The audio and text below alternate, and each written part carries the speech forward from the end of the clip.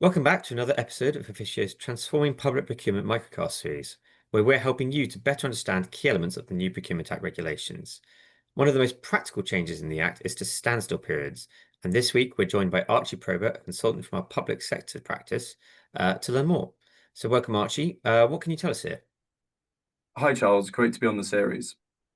So yes, firstly, for those who may not be familiar with the term, the standstill period is the period between announcing which supplier is awarded the contract and actually entering into that contract. So it provides unsuccessful suppliers the opportunity to raise any potential claims before the new contract is entered into. Okay, great. So what's changing here compared to the old regulations?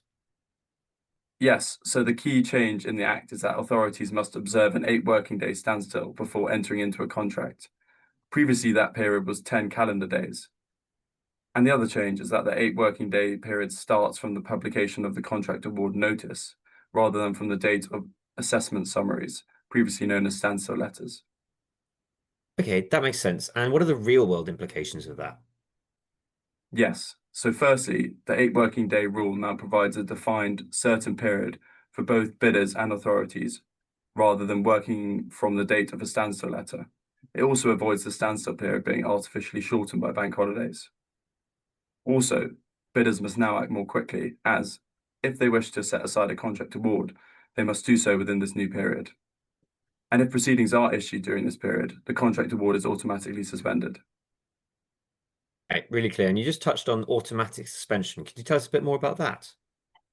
So the standstill period is when the automatic suspension remedy is available, i.e. the date by which they must notify the authority about a claim if they want to protect their chance at gaining the contract rather than just going after damages. Where a claim is issued in the standstill period, authorities can apply to court to lift the automatic suspension.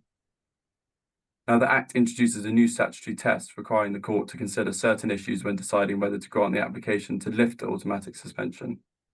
These are, first, public interest, so whether it is in the public interest to avoid delays in the supply of goods and services.